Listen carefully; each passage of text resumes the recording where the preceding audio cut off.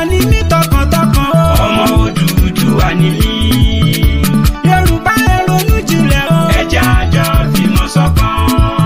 Dúró lórí Odùduwà nation o. Òmìnira làwa ń fẹ́. Gbé kémi gbé kájọ gbé láò fi délẹ̀ ìlérí. Gbé kémi gbé kájọ gbé láò fi délẹ̀ ìlérí. Tẹ̀yìn nítumọ̀ òmìnira ló dálé lórí. Ọ̀rọ̀ ẹ̀sìn kọ́ ni tèyí mi ò bọ́rọ̀ ẹ̀sìn wá rárá. Àìlásọ lọ́rùn pàkà sówó lágbèrò fáwọn kan. Wọ́n fẹ́ máa tẹ̀ wá mẹ́rẹ̀ o Yorùbá ẹ jẹ́ a gan. Odùduwà nation ló bá wa Yorùbá pátá. Yorùbá ti lé 70 million a lè dá dúró. Kíkálukú sọ̀rọ̀ látọ̀tọ̀ ká mẹ́rẹ̀ ta ó jẹ. Àìṣẹ̀rú ẹ má sọ wá dẹrú ṣe ti gbọ́. Solidarity forever. Solidarity forever. Solidarity forever. We shall always fight for our rights. Yorùbá ni mí tọkàntọkàn. Ọmọ Odùduwà ni mí.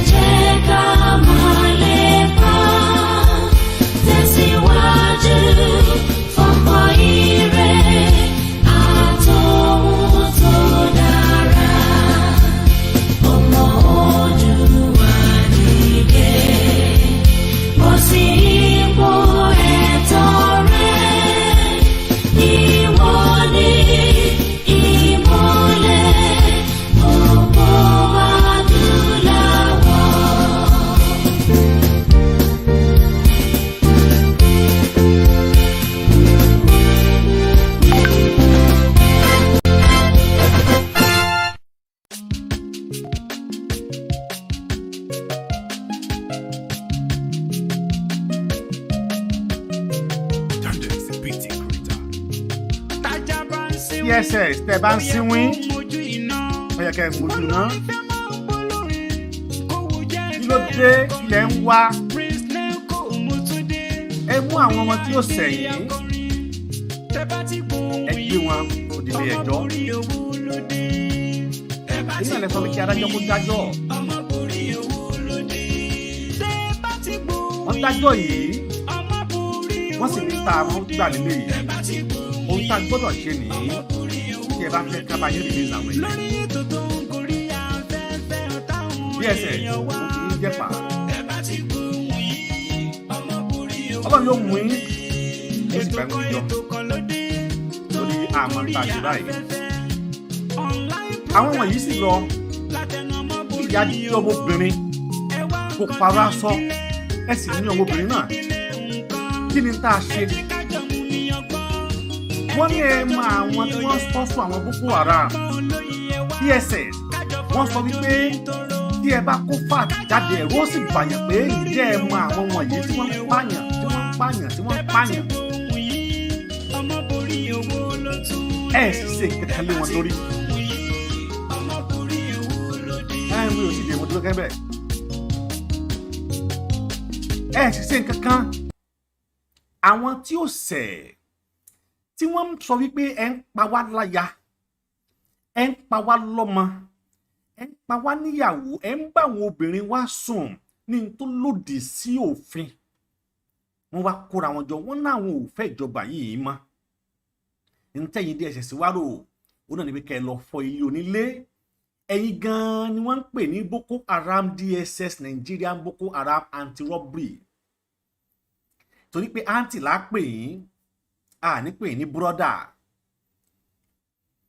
A mọ̀ pé ìjọba ń lò yín láti pinwọ́ àwọn tí wọ́n ń ṣe dáadáa. Ìjọba sì ń lò yín láti gbé àwọn tí wọ́n ń ṣe aburú lọ́wọ́ sókè. Nàìjíríà mọ̀ dàbí Afghanistan tí ẹ rò pé pẹ̀lú gbogbo tẹ́ ẹ ní ẹ̀yin DSS ẹ lè sọ Nàìjíríà di Islamic country. I'm a Muslim, then I will never support that, and it can never work. Kò lè ṣe ṣe kájà ó dúró kẹ́kùn ó dúró káwá múrò ẹkùn káwá fi lájà lọ́wọ́. Kí ni táwọn ọmọ wa ṣe fún yín? Lẹ́sẹ̀ tí wọ́n ṣẹ̀yìn adájọ́ ní pé ẹ tú wọn sílẹ̀, n tá a fẹ́ gbà ní àwa wá nǹkan wọ̀nyí a wá pé látara ibi tá a ti ń wá wọ̀nyí òun náà ni adájọ́ ti rìnrìn àjò lọ sí ìlú òkè òkun. Jìnnìjìnnì bolẹ̀, wàhálà àti ìdààmú gbayé kan. A bẹ̀rẹ̀ sí ní gbàdúrà lórúkọ Jésù, lórúkọ Muhammad, lórúkọ Ṣàngó, bá wa gbé adájọ́ padà wá. Adájọ́ sì padà dé, ó wo àwọn tó béèrè pé ṣé àwọn wọ̀nyí ṣé wọ́n ti ṣe ohun tó yẹ kí wọ́n ṣe, ṣé wọ́n ti meet ohun tó yẹ kí wọ́n meet. Ó sì buwọ́lù pé release them. Ẹ wá sọra yín di DSS, Department of State Security. Release our brother and sister. They are not a criminal. They are not criminal. They are fighting for their right. Ẹ fi wọ́n sílẹ̀, ẹ arrest àwọn wọ̀nyí, unlawfully arrest wọn, ẹ tún pààyàn nínú ilé ibẹ̀. Ó ti di Boko Haram tẹ́ ẹ mélòó tẹ́ ẹ ti mú. Ó ti di Boko Haram mélòó tẹ́ ẹ ti mú, tẹ́ ẹ ti gbé lọ sílé ẹjọ́. Abẹ́ẹ̀ rí wọn ni, ṣé bẹ́ẹ̀ mọ̀ wọ́n, àṣírí ti tú pé ẹ mọ̀ wọ́n. The secret on the air that you know the people that sponsor this Boko Haram. Department of State Security. You know the people that sponsor this Boko Haram. You know where they live. You know where they stay. You know the clothes they are wearing. Why can't you prosecute them? Why are you prosecuting the innocent people who are fighting for their right? Today, the lawyer, Barrister Pelumi, make a press statement. Ilé láwa yẹn nànà láwo pé ǹjẹ́ tí arákùnrin ìjẹ́ tó sọ yìí ǹjẹ́ tó dáa ni. Àwa fàsìkò yìí ro ẹ̀yin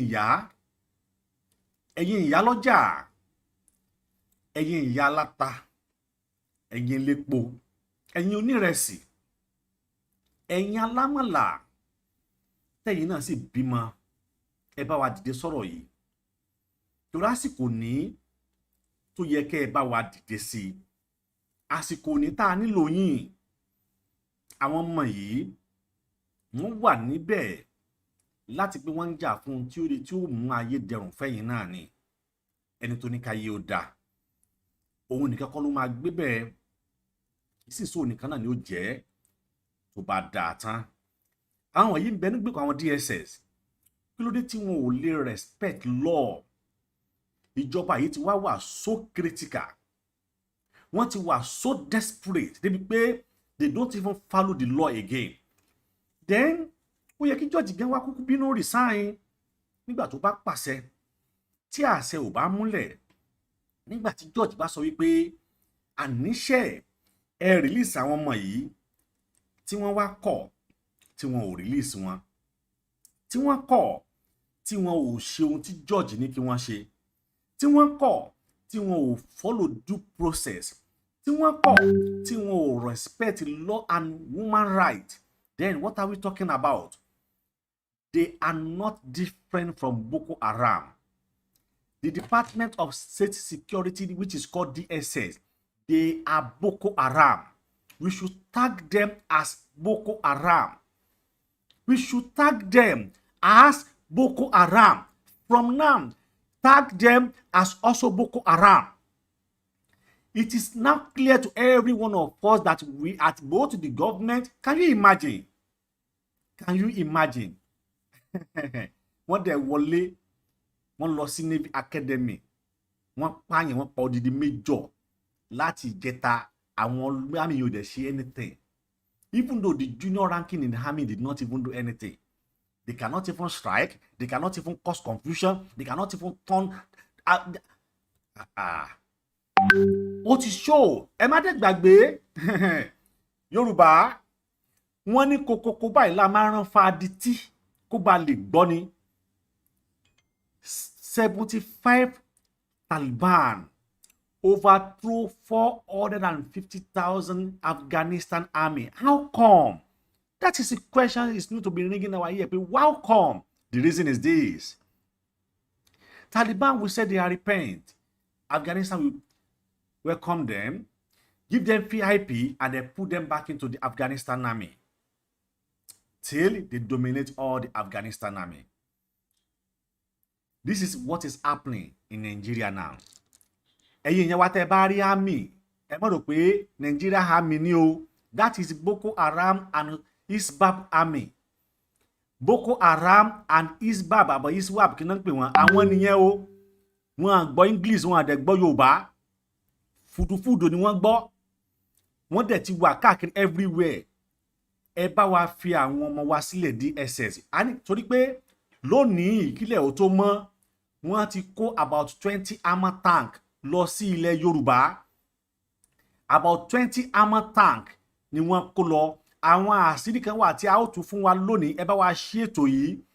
Ẹ bá wa ṣí ètò yìí. Àwọn àṣírí kan wà eléyìí tí a ó tún fún wa lónìí nípa àwọn tí wọ́n ń pè ní Seriki Fulani, especially Seriki Fulani in Lagos. Tí ẹ bá lè lọ wọlé Seriki Fulani in Lagos bí mo ṣe ń bá yín sọ̀rọ̀ yìí, that is right information.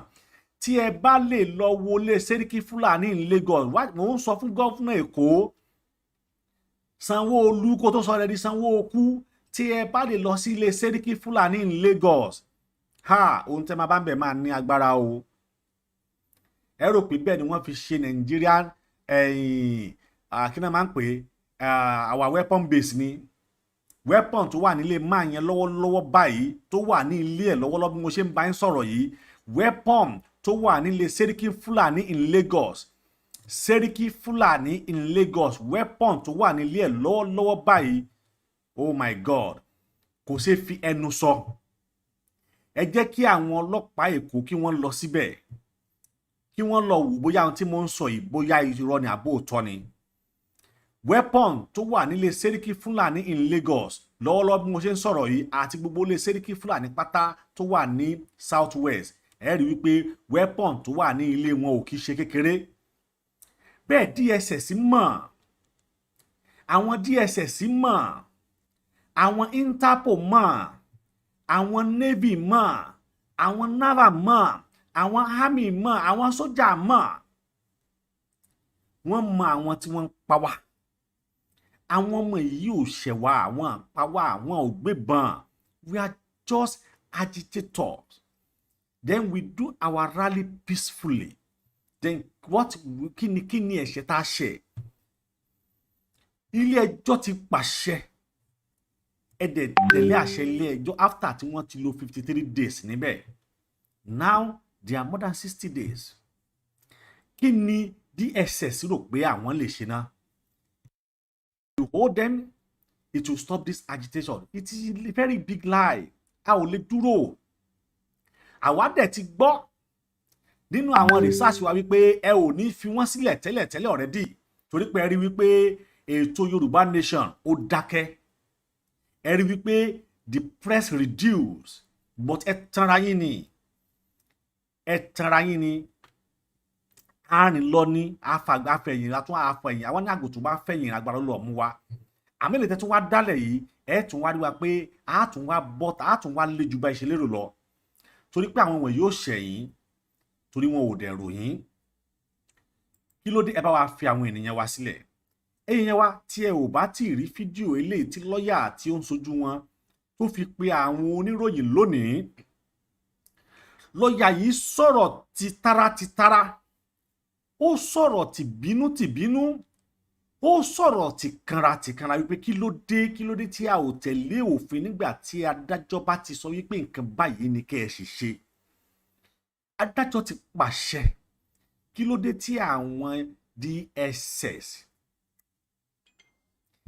destroy state of sitting tí wọn ò wá tẹ̀lé tí wọ́n sọ because àwọn gan destroyer ni wọ́n, they are not DSS. ń lọ lé èèyàn lóru níbi tẹ́ nágbára dé ha ọlọ́run obìnrin ẹgbọ́n tí lọ́ọ̀yà ń sọ torí pé lọ́ọ̀yà yìí ti sọ wípé tí wọn ò bá ti fi wọ́n sílẹ̀ kí ló dé tí wọn ò gbọ́dọ̀ má fi wọ́n sílẹ̀ ó ní kí ẹ̀yin ìyá ẹ jáde ẹ bá wa jáde ẹ bá wa kọjá jáde ẹ bá wa lọ bá wa jáde ẹ jáde. An oppressive conduct of the state security service in the matter involving 12 detained associates of the Yoruba Nation activist Chief Sunday Adeyemo aka Igboho. In the wee hours of the 1st of July, you will recall, 2021, a joint team of the men of the State Security Service and the Nigerian military, with neither lawful cause, the Ibadan home of Yoruba Nation activists, popularly known as Sunday Igboho, and extrajudicially murdered 2 of his associates, while rounding up, bonding, and abducting 12 others to be incarcerated without cause in the dungeons of the SSS, where they continue to languish without reprieve to this day. All 12 detainees who were immediately subjected to degrading conditions of detention and torture were denied access to their lawyers by the SSS up until the intervention of the court through an order recognizing and re-emphasizing the detainees' right to legal representation against whatever allegation against them. Regrettably, and indeed unacceptably, while no charges in full or tentatively have been preferred against all the 12 detainees, the SSS have failed and refused to honor an order of court which granted bail to and ordered the release of all the 12 detainees upon the perfection of the terms of their bail, which have now been fully satisfied and duly communicated to the SSS. The refusal of the SSS to honor a clear order of court through habitual, and is not only worrisome but unacceptable, is an affront on the authority of the court and our entire judicial system. Such blatant disregard for and contemptuous, spiteful, and insolent disrespect of an order of court, if allowed to fester, would undermine the very integrity of the court and bring even new level of rascality by the state agents. It would also amount to surrendering the freedom and right of all the 12 detainees to the whims and caprices of all agencies that has gone rogue and strive in willful disobedience of court order. In the light of this, we are giving the State Security Service, particularly its Director General, 48 hours and not an hour more, within which to fully obey and comply with the release order of the court in favor of all the 12 detained associates of Sunday Igboho, or face contempt proceedings before a court of competent jurisdiction with full weight and recompense of court brought to bear against his insolence and disregard of court order. Take notice that we will not fail to exhaust all legal and social remedy available to the detainees in enforcing their rights in this matter, setting the tone against the SSS notorious disregard of due process and rule of law. Gentlemen of the press, it has become apparent that the SSS has developed a very terrible psychology of disrespecting the laws of the land, disregard for the constitution, disrespect for the court, and this is an affront on our judicial system. This is an affront on the democratic system we believe to practice, and this is an affront on the nation itself.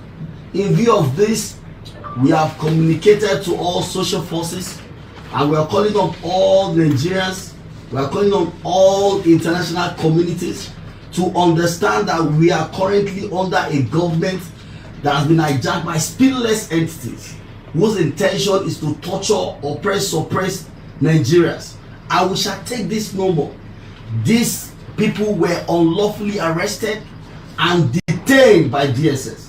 We approached the court, and the court granted them bail under the law. The court granted them bail on conditions, and the conditions have been met. This also has been communicated to the state security services, but because of their arrogance, because of their utter disrespect for our law, they have refused to release all the detainees. The detainees have remained in a very bad situation, under torture on daily basis, sleeping on the floor. We are tired of this. In every democracy, it is very important that the Constitution is supreme. The Constitution is above every citizen. The Constitution is above every government agency. And our position is this, that the DSS must come to recognize that in a constitutional democracy, that the law is above every individual, and it does not matter how they feel. It does not matter their individual opinion about the person of Chief Sunday Igboho or about the person of the 12 detainees currently in their detention. We want to call on the DGDSS that this is a very serious warning. We want to call on the Nigerian Bar Association to wake up to its responsibility. There's a need for us to begin to hold accountable people who are trusted with position of authority. There's a need for us to begin to hold accountable people who are given responsibility to protect our constitution. DSS, police, and all that law enforcement agencies should first learn how to respect the law and show due regard to our law. These people have been granted bail, but the DSS has refused to release them for reasons best known to them. And we want to say this: beyond go proceeding with a contempt proceedings against the DSS, we are very, very sure and certain that Nigerians, particularly the Yoruba people who feel they have been oppressed under this government, will mobilize in no distant time for a very serious revolution, for a very serious protest to liberate Nigerians, to liberate this country from the hands of spineless entities who believe they can act the way they are. And that is the reason we've invited you all to this important press conference, to let the world understand that we are tired of acts by individuals who are privileged to be in position of authority, yet take the position of authority to oppress and suppress citizens. We are tired of the disdainful acts of the DG of DSS. This is not the first time, for the record, that the DG DSS has demonstrated arrogant disrespect for our rule of law. This is not the first time that the DG DSS has shown utter disrespect for court order. There is no land where democracy is practiced that there is flagrant disregard for the law, flagrant disregard for the constitution, flagrant disregard for the court, and it appears nothing is happening. We are tired of this situation, and that is the reason we've invited you here. Thank you very much.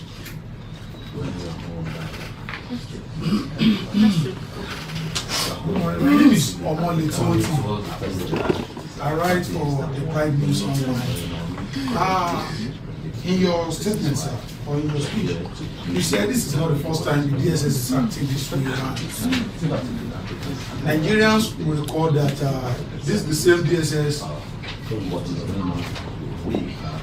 refused to obey the court order discharging an acquitted Sheikh Ibrahim Zazaki in 2016-2018. This is the same DSS will tell you they are acting under the law. Now, if the DSS has failed to obey your demand, as in the 48 hours demand, by this time Monday morning, what will be your outcome? Secondly, are you not afraid that the Nigerian government will come after you by mentioning the word revolution, liberation? Thank you very much. Yes, to be frank with you, like I said, that it is becoming a customary thing for the SSS to show utter disregard for our law. But we also understand very well that the DGDSS is also a citizen who is also binded by this law. After 48 hours, if DSS refuse to respect the court order, we will proceed with the contempt proceedings against the DG of DSS. We shall ensure that the court commit the DGDSS to prison. We want him to taste prison and see how the liberty of citizens should be taken very, very important. And as a matter of fact, if the DGDSS does not sleep in prison for 2 or 3 days, there is no way he can recognize the importance of liberty. There's no way he can recognize the importance of freedom. These people have been in the DSS facility for 2 months now. The lady amongst them has been sleeping on the floor. She has not been allowed to change her dress. She's been undressed publicly in the front of other male detainees. This is shameful. This is torture. And this is an affront on our law. And we cannot take it again. And that is why we've called on Nigerians not to joke about this thing. And I mean, if you look at what's going on in this country, it is very, very clear that there's misplaced of priority in the business of government, because the government of the day is afflicted with lots of troubles that is even beyond these 12 detainees who have no record of crime, have no record till today. The DSS we are talking about has not been able to prefer a charge against these people, and that is what we are saying. If you think you have anything against them, take them to court, charge them to court. That is our basic demand. And if they cannot charge them to court, they should release them according to court order, according to the court order. And that's our position. Hello, sir. My name is Mohammed Jinali from Voice TV Nigeria. The judiciary as a body, what are they doing to fight for their life? Because it seems as if they bark, but they can bite. Because as a body, they should be able to fight for the liberty of every citizen of the country. And like you said, they've not been charged. There's nothing preferred against them. Don't you think the judiciary at this point, forgetting about you being the defendant or the prosecutor, you should come together and fight for the laws of the land, for the rights of every citizen? That's what I'm asking. I think I must tell you honestly that the best opportunity for Nigerians to understand that the judiciary, and of course importantly the constitution is supreme to all, is this particular issue in concern. I want you to know that the judiciary is actually independent. Is independent, though we understand that the executive is doing all it can to muzzle the judiciary, like something like the event we're seeing now. But we can assure you that by after 48 hours, when the SSS, after which the SSS refused to release these people, we shall proceed with contempt proceedings, and shall happen, it will take place in an open court. And I can assure you without doubt that the DSS will be committed to Fuji. And this is very important, because the reason is because the laws of the land are very, very clear. You see, you have to respect order of court, and it's of great concern to me as well. And that is why we are using this opportunity. Tomorrow, by Monday, we'll be writing a very important letter to our critical stakeholders in the judiciary, and particularly the Nigerian Bar Association, because the Nigerian Bar Association is a critical stakeholder in ensuring that the rules of law, is respected in the country. We cannot continue in a country where the court will be giving out orders and the order will be disrespected. At any point in time that the order of court is disrespected, it renders the powers of the court useless, and it's very, very shameful. This is the reason why all of these actions must be taken. We are here to inform Nigerians that by the special grace of God, that the DSS may be a candidate for Kuje by next week if these people are not released. And we are not joking about this matter, because the laws are very clear. We are even willing to test the law. We understand that we've been hearing information from some people that we will have problems serving the DSS, and we've mapped out our plan. But we will also appeal to the SSS in the interest of justice, in the interest of liberty of these people who have been unjustly detained in their facility, and in their own interest too, to release these people peacefully so that they can reunite with their families. These people are innocent. These people have no crime on their head. These people have no criminal record, and the SSS also has not been able to even mention a single offense against them in court. And that is why we are demanding for their liberty. That's why we are demanding for their freedom. And it is also important to inform us that this affects every citizen of Nigeria. Today it is 12/8 of Sunday, but tomorrow it can be another person. It was in news yesterday that there was attempt to trample on one of the very important TV stations in this country, because we have a government that is deliberately angry about freedom of speech, freedom of expression, and these are things that we're worried about. And that is the reason we've called on Nigerians, we call on the entire world to ensure that this matter is not taken lightly. So lastly, just to round off, we've been hearing, if you can verify, okay, my name is Celestina, I report for TVC News, that the 8th of Sunday will have filed a fundamental right against DSS. That's probably the reason they are still keeping them. Can you clarify on that? That's not an excuse. And I can tell you that I'm actually the lawyer in this matter, and these are the team of legal practitioners working in the matter. Of course, there are other lawyers also, but we are all working as a team. There's no such process that is before the SSS. And be that as it may, the question and the issue before us right now is that there is a subsisting court order. I mean, if there's a subsisting court order, you cannot take that away, regardless of the fact that the DSS is claiming that some people have instituted a matter. We are not aware of that matter, but what we are saying is that there is a subsisting court order, and that order is an order of release, and DSS is bound to respect it, and that is our demand. You said the clients met bail conditions. At what point, when exactly was bail perfected? When exactly? What? Yeah, I can't specifically give you date right now, but as I speak to you, the release warrant has been served on the release warrant has been served on the DSS. As at Monday this week, we have perfected all the bail conditions, and my lord has signed the release warrant. So what we expect, what is SSS still doing from Monday to Friday that you cannot release these people, and what kind of administrative procedure are they going through that they cannot release them Tuesday, Wednesday, Thursday, and this is Friday? This country cannot continue like this. Can you permit some of my colleagues to speak? Attend on this? You need to change the mic. Move the mic. Right. Look, our demand is very simple. That the DSS must obey the court order, and they must release these people, because in the eyes of the Lord, having gotten their release order by the court, they are now a free man in the eyes of the Lord, who is entitled to the benefits of constitution, particularly with respect to their liberty, and that cannot be joked with. The DSS has responsibility to respect the rule of law and the order of the court, and that must be protected by all means. Yes, sir, please. Have you been served with the notice of appeal? Because they said that we are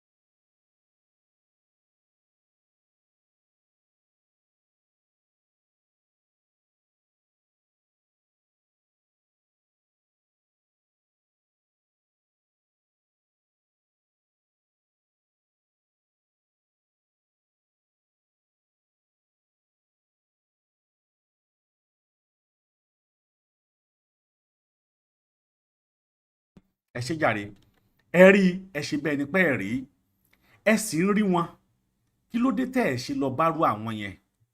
Kí ló dé tẹ́ fẹ́ kí àwọn tí wọn ò ṣe kákan fò kákan wá sí pé no, we have to obey the rule of law, Fulani should come and kill us. We have ní láti obey rule of law, Fulani kó wá máa pa wá. Kí ló dé ẹ̀yin tẹ́ wá pera yín ní bó tẹ́ pera yín ní DSS, ẹ mọ àwọn Boko Haram yìí. Ẹ mọ àwọn tí wọ́n, ẹ mọ àwọn Boko Haram, ẹ mọ̀ wọ́n, ẹ sì dá wọn mọ̀ dáadáa. Ẹ mọ̀ wọ́n, ẹ mọ ilé tí wọ́n ń gbé, ẹ mọ ibi tí wọ́n ń jẹ sí, ẹ mọ ibi tí wọ́n ń mu sí. Ẹ mọ̀ wọ́n dáadáa, ẹ mọ̀ wọ́n, ẹ dá wọn mọ̀. Ẹ dá wọn mọ̀ ní gbangba, ẹ dá wọn mọ̀ ní kọ̀rọ̀. Ẹ bá wa wò ó tí ọdún yẹn bá ti jáde bẹ́yẹn, ẹ jẹ́ kí n mọ̀, ẹ dákun. Ẹ dá wọn mọ̀ ní kọ̀rọ̀, ẹ dá wọn mọ̀ ní gbangba. Ẹ mọ àwọn Fúlàní yìí dáadáa, ẹ mọ̀ wọ́n, ẹ mọ irúṣẹ́ tí wọ́n ń ṣe. Kí ló dé tẹ́ ẹ wá wọn kàn? Kí ló dé tẹ́ ẹ lọ sí ilé wọn? Kí ló dé tẹ́ ẹ lọ bá wọn? Kí ló dé tẹ́ ẹ wá wọn kàn? Ó sì jẹ́ pé àwọn ọmọ tí wọn ò ṣẹ̀, tí wọ́n ń jà fún ẹ̀tọ́ wọn lọ́nà tó tọ́ àti lọ́nà tó bá òfin mu, ọ̀nà tí ìjọba orílẹ̀ Nàìjíríà tí wọ́n sign treaty pẹ̀lú ẹ̀ pé ẹ lè gbà láti lè fi jà fún ẹ̀tọ́ ọmọ yín, ẹ lè jà láti lè fi béèrè fún ẹ̀tọ́ yín ní abẹ́ òfin, òun lọ̀nà táwa tọ̀. Àwọn tẹ́ ẹ mú ọ̀nà tí wọ́n tọ̀ nìyẹn. Wọn ò gbébọn, wọn ò jalè, wọn ò pànìyàn, wọn ò já ṣọ́ọ̀bù, wọn ò fọ́lé, wọn à disturb peace. Wọ́n ń ṣe rálì wọn jẹ́ẹ́jẹ́ ni.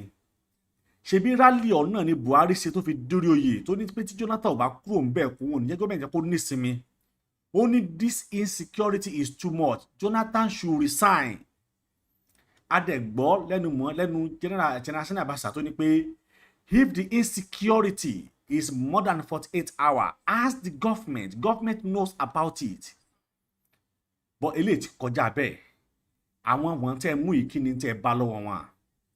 Parade tẹ́ show ní 2013, ó náà lẹ́ tún wá sọ fún wa 2021 tẹ́ ní ẹ bá lé Sunday Igboho olórí burúkú ní ẹni òfò. Tẹ́ bá rò pé ẹ ní agbára lónìí, ẹ ò ní agbára lọ́la. Tẹ́ bá rò pé ẹ ní àṣẹ lónìí, ẹ ò lè ní àṣẹ tó bá dọ̀la. Torí pé ìjọba ìpadà máa wó tó sì máa padà bọ́ lọ́wọ́ Muhammadu Buhari. Àfi tẹ́ni tó bá máa gbà á tó bá ológun jẹ́ pé gbogbo ẹ̀yin DSS pátápátá tí ẹ̀ ò ní lọ sẹ́wọ̀n. Gbogbo ẹ̀yin tẹ́ jẹ́ DSS pátápátá tíjọba ìwà bọ́ pátá gbogbo pátá ló yẹ kí wọ́n padà nù. Torí pé ẹ ń tọ ẹ̀tọ́ ọmọnìyàn lójú. Ẹ ń fìyà jẹ aláìṣẹ̀. Ẹ ń fìyà jẹ àwọn ẹni tí ó ṣẹ̀. Kí ni ń tààrà nígbà yín? Kí ni ń tààrà tá ò sanwó ẹ̀? Ṣé èèyàn ò kì í béèrè fún ẹ̀tọ́ èèyàn ló béèrè fún ni? Orílẹ̀-èdè bàbá ti wá ni. Orílẹ̀-èdè tí wọ́n bí wa sí ni, ibi tí wọ́n forí wa sọlẹ̀ sí ni. A ní ẹ̀tọ́ lábẹ́ òfin láti lè béèrè fún ẹ̀tọ́ wa lọ́nà tó tọ́ àti ọ̀nà tó yẹ. Eléyìí tí àwọn wọ̀nyí sì ṣe. Kí wá ní ìdí tí ẹ ṣe dè wọ́n máa kolo tí ẹ ò ṣe fẹ́ tú wọn sílẹ̀? Kí ni ìdí tí ilé ẹjọ́ fi pálàṣẹ wípé àníṣe ẹ tú àwọn wọ̀nyí sílẹ̀ tẹ́ wá kọ̀ tẹ́ ẹ tú wọn sílẹ̀? A jẹ́ wípé ẹ wà superior than ilé ẹjọ́ lọ nìyẹn. A jẹ́ pé ẹ wà multi superior than ẹnikẹ́ni torí tó bá fi lè mú ilé ẹjọ́ tó pàṣẹ tẹ́ẹ̀dẹ̀ tẹ̀lé kò sẹ́nibọ̀dì tó tún lè pàṣẹ mọ́ torí pé ilé ẹjọ́ náà ní final say. A jẹ́ pé ti superior ju ilé ẹjọ́ nìyẹn. Ó yẹ kádájọ́ bínú resign ni tàbí kí wọ́n wá gbẹ̀yìn dẹ̀ kí oyè díẹ̀ sọ kí wọ́n tún wá fi wá bá gbé ẹ̀yìn náà torí pé mi rò pé ẹnìkankan wà tó ga ju abẹ́ òfin lọ.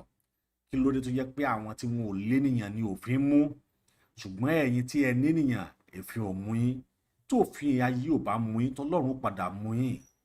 Gbogbo ẹ̀yin tí ẹ bẹ̀rẹ̀ DSS pátápátá àtọmọ Yorùbá tó ń bẹ nínú yín tó lọ pàdé àpòpọ̀ tó lọ sílé Sunday Igboho tẹ́ ẹ̀ dẹ̀ ṣe wá lọ́ṣẹ́ tẹ́ tún kọ́ àwọn wa tẹ́ tún fi wọ́n sílẹ̀. Ilẹ̀ Oòduà ó bí yín, ilẹ̀ tẹ́ǹtẹ̀ ó bí yín, omi tẹ́ ń mu ó bí yín, oúnjẹ tẹ́ ń jẹ ó bí yín, kò lè dùn mí. Òun náà ní ọ̀pọ̀lọpọ̀ yín ṣe padà máa wá ń ráre ṣùgbọ́n àwọn tí wọn ò bá mọ̀ wípé iṣẹ́ ibi tẹ́ ti ṣe ni wọ́n á bẹ̀rẹ̀ sí ní ṣe ń lànà nígbà tí ẹ̀san Ọlọ́run bá dé.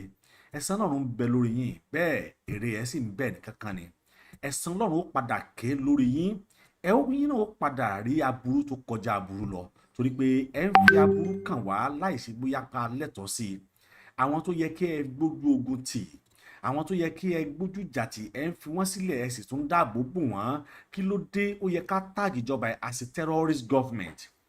Kì í ṣèjọba nìkan ló ní àṣà àti tag ẹnìkan as terrorist. Àwa náà lè tag wọn as terrorist government.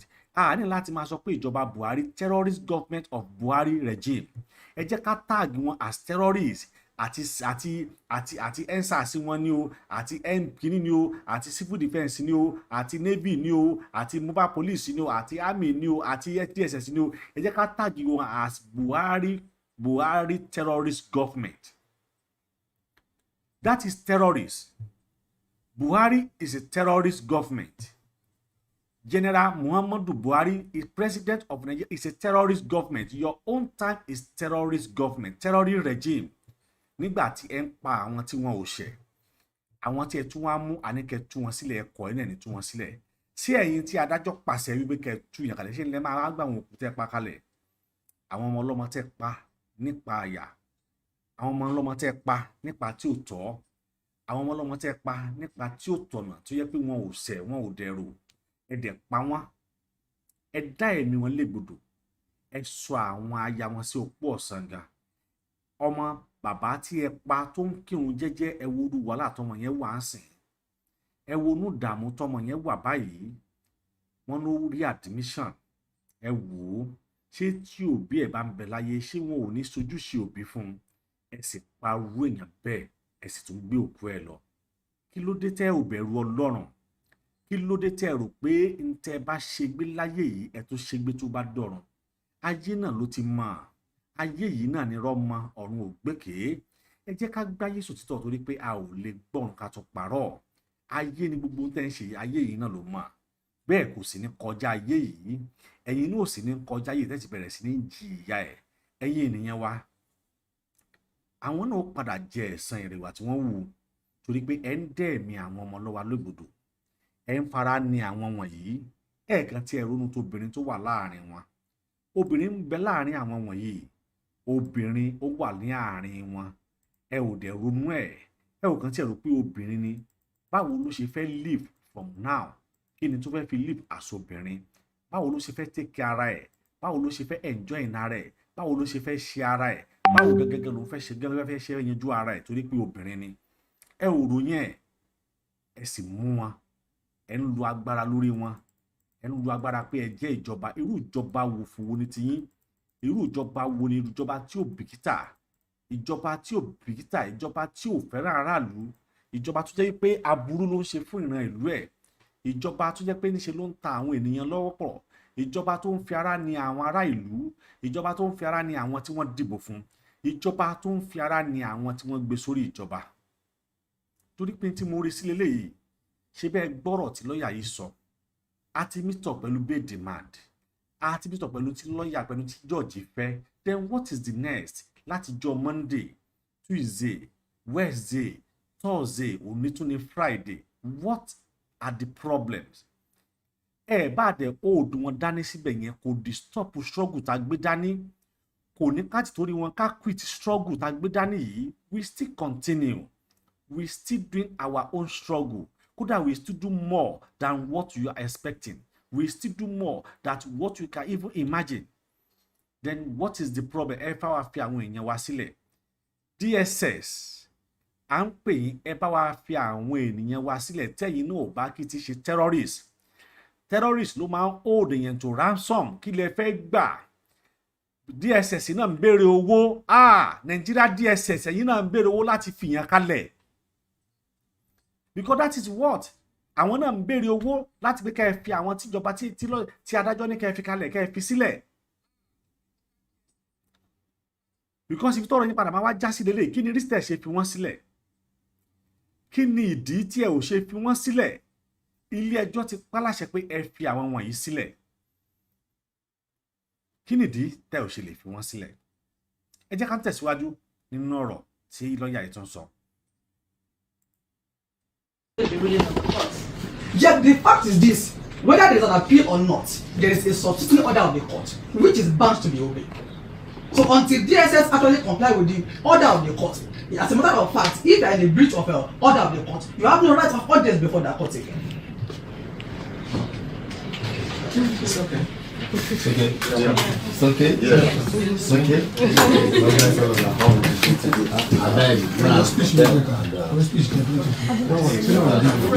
Been to you.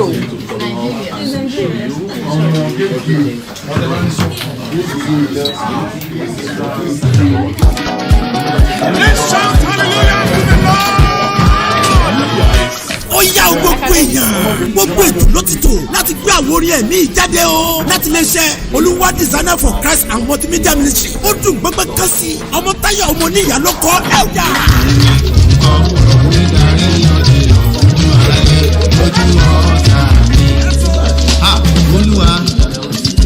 Olúwa o èmi máa ń dúpẹ́ lọ́wọ́ rẹ.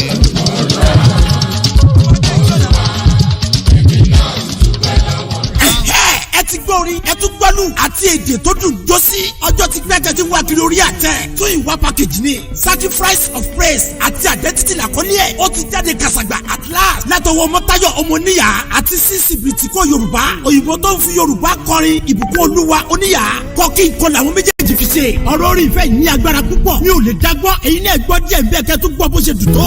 Àṣẹ̀ṣẹ̀dáyé mo wá ìfẹ́ kiri ìfẹ́ òtítọ́ àṣẹ̀ṣẹ̀dáyé mo wá ìfẹ́ kiri ẹ bá mi wá lọ.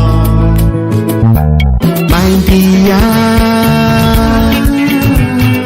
my darling, ìwọ ni olólùfẹ́ lórí àwọn ọkùnrin mo nífẹ̀ẹ́ rẹ. Ẹ ti gbọ́ kankan eré gbogbo di ọjọ́ lọ́ńchì níbi tá a ti retí àwọn èèyàn pàtàkì tá a fìwé pè jákèjádò níbi tá a ti kó àwọn orin tuntun yìí jáde ní September 4, 2021 ní dédé aago 2 lọ́sàn-án venue ní number 11 St James Street OL10 18N Ewu North West England United Kingdom olùgbàlejò ní Pastor Anu Oyelami àlejò pàtàkì the Royal Father of the Day HRM Ọba Saheed Ọlámilékan Ibrahim Orílóbámiṣẹ́wà from Ìlá-Ọ̀ràngún Republic of Ireland Grand Launcher of the Day Elder Funso and Pastor Mrs Eunice Oniya Chairman of the Day Mr Ade Arogundade Chair Lady of the Day Honourable Dr Mrs Dorcas Amusan Fagboru MBE GCCO Chief Launcher of the Day Honourable Odusanya ECCO Co-Launcher of the Day Honourable Dr Isaac Okebiorunkusi ICCO Spiritual Father of the Day Reverend David Kola Okeowo Mother in Israel Prophetess Sarah Olokuola MC of the Day Mrs Bukola Aditeru Yorùbá ló láṣà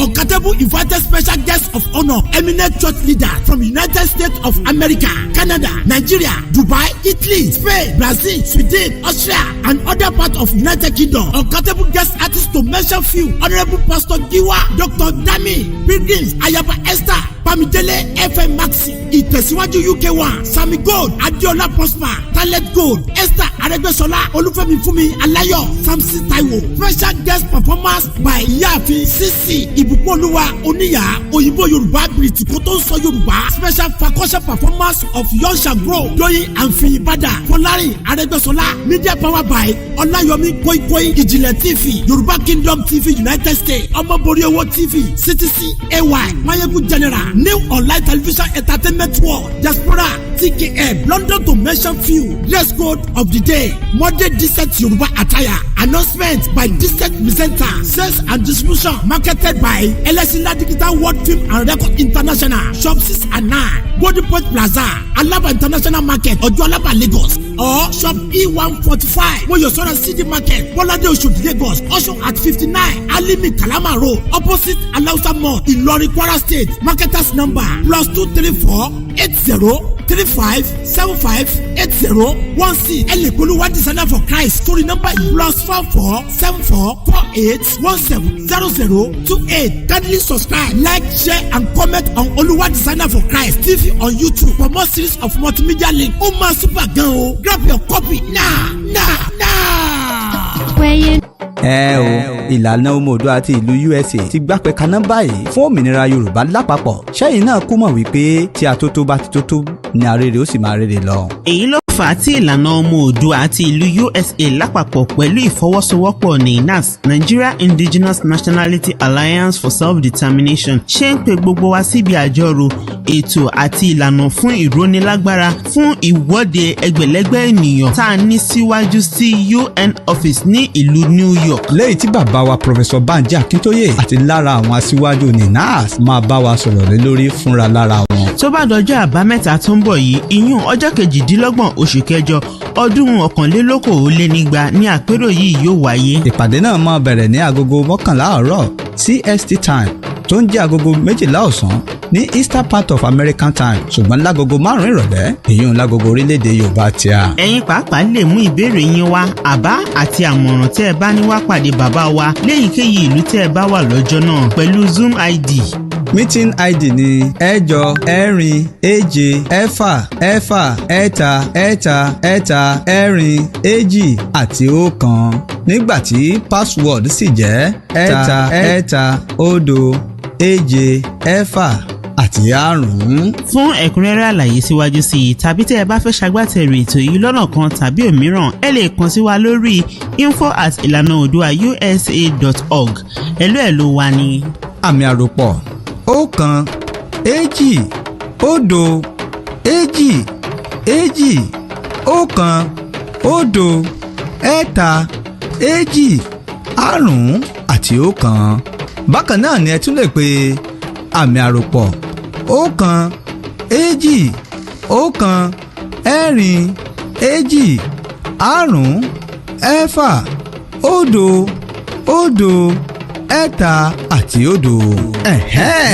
ìlànà ọmọ Oòduà USA in conjunction with NINAS hereby invite you to come and hear the layout plans and workable structure of agitation. As our amiable father Professor Banji Akintoye as well as some notable leaders of NINAS will lead us to NINAS Million Man March at the UN office in New York with the title Activating People's Power. This will boldly enable the whole world know that the entire ethnic nations in Nigeria now ready for their sovereignty. Remember, this meeting has been scheduled for Saturday, August 28, 2021 by 11 a.m.c, which is 12 noon in Eastern Part, 5 p.m. Yoruba Land Time. You can as well connect to be part of the program wherever you are globally via the Zoom ID 847-663-33421 with the password 330765.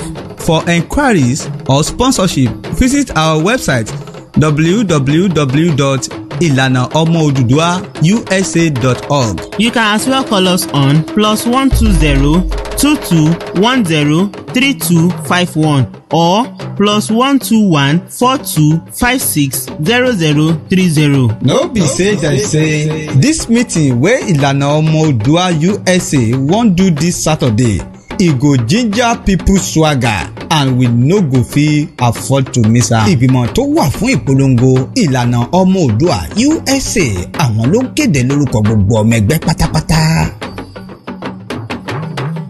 tọ́ ẹ̀yin ènìyàn wa tí ẹ ń wò wá adúpẹ́ pé ń darapọ̀ mọ́ wa láti àtàárọ̀ àárọ̀ ìjọba pé kí wọ́n dákun kí wọ́n dábọ̀ ìjọba wo la kàn tí ẹ̀ ń rọ ṣáà ní ìjọba ni orílẹ̀ Nàìjíríà ò ní ìjọba ṣùgbọ́n a ní terrorist a ní bandit a ní Boko Haram Olúwa máa ṣe wọn orílẹ̀-èdè tí ó kún fún wàrà àti fún ìdùnnú àti fún oyin ìjọba Buhari sì débẹ̀ ó sì da iyọ̀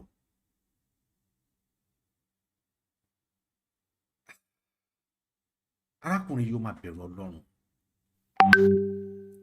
ṣé o fẹ́ gbé ayé má kú ni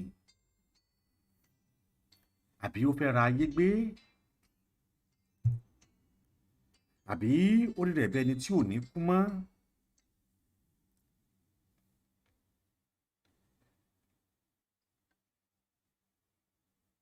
ẹ káalẹ́ o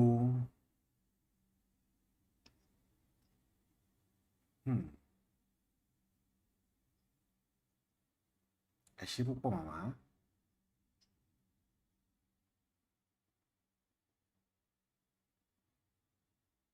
mo ń gbọ́ yín mà ẹ káalẹ́ mà.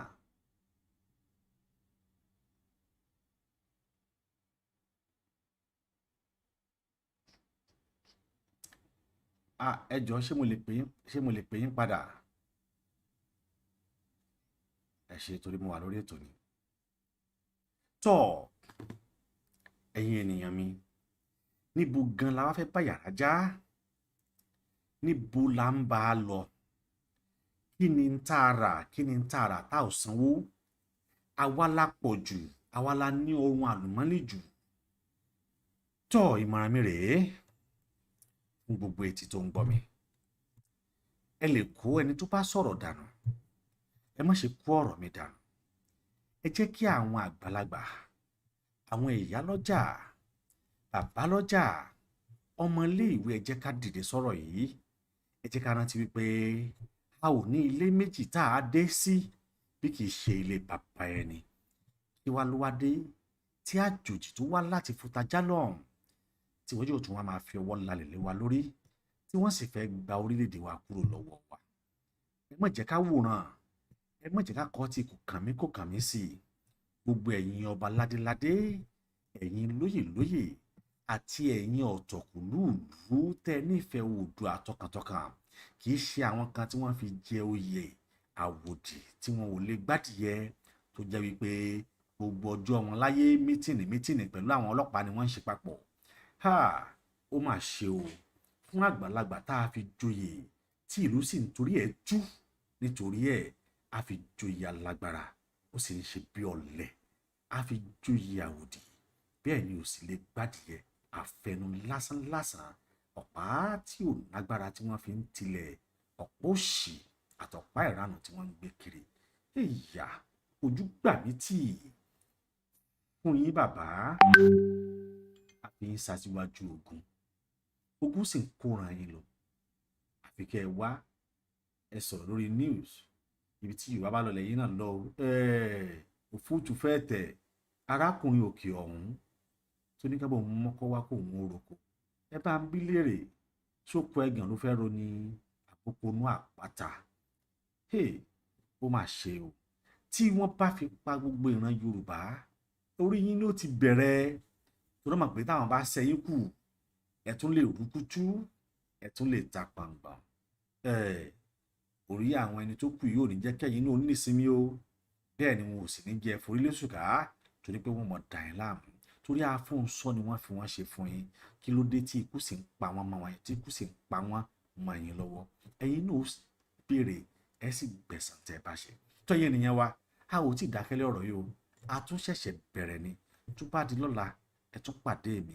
Ó dìgbà tí DSS bá tó ṣe tí ilé ẹjọ́ ní kí wọ́n ó ṣe ká tó sinmi lórí ọ̀rọ̀ wọn, torí pé a ti tẹnumọ́gi eléyìí, dandan sì ní ká gùn. Ẹ bá wa tú àwọn ọmọ wa sílẹ̀, ẹ dá wọn kalẹ̀ nígbà tí ilé ẹjọ́ ti pa láṣẹ pé kẹ́ dá wọn sílẹ̀. Kí nìdí tẹ́ tún fi mú wọn dání? A jẹ́ wípé nǹkan bẹ́ẹ̀ ni, n tó bá sì bẹ́ẹ̀ ẹ nà ń bẹ fáyé. Ẹ jẹ́ ká yé ó gbọ́, ẹ jẹ́ ká yé ó rí, ẹ jẹ́ ká yé ó rí pé nǹkan báyìí ni wọ́n tún ṣe, àrà báyìí ni wọ́n tún dá. Ẹ ń fìyà jẹ wọ́n, ilé tó jóbìnrin ni wọ́n tún jẹ́ lédìkè, kò pààrọ̀ aṣọ, bẹ́ẹ̀ ni kò pààrọ̀ ẹ̀wù. Tí wọ́n bá kó wọn wá, ìjọ tí wọ́n kó wọn wá sí kóòtù, camouflage ni o, n tí ojú wọn ń rí, n tí wọ́n fi wọ́n ṣe, ìyà tí wọ́n fi wọ́n jẹ, ṣe kéré lásán. Tí irú wọn ẹ̀ bá jáde, ó yẹ ká máa pè wọ́n ní akọni ọmọ Oòduà ni. Ọlọ́run yóò sì ràn wá lọ́wọ́, Ọlọ́run yóò gbà fún wa. Pẹ̀yìn tẹ́ dó tì wá lónìí, tẹ́ bá wa ṣètò yìí, a kí yín pẹ́ ṣe, Ọlọ́run yóò sì máa pẹ̀lú yín.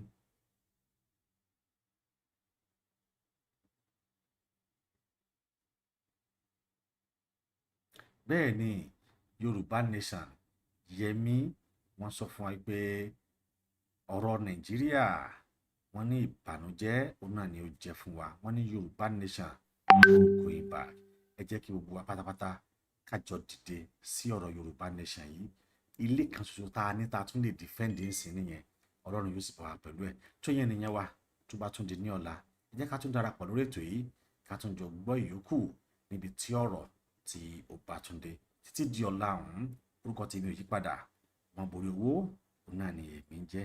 Kí Elédùmarè kó jẹ́ ká sùn láyọ̀, ká jí láyọ̀, kí a má ṣe tójú oorun dójú kú, kí a má ṣe rí gbàmígbàmí gọ̀já, kí àlákàlà kó má yẹ ṣẹ̀rù bà wá.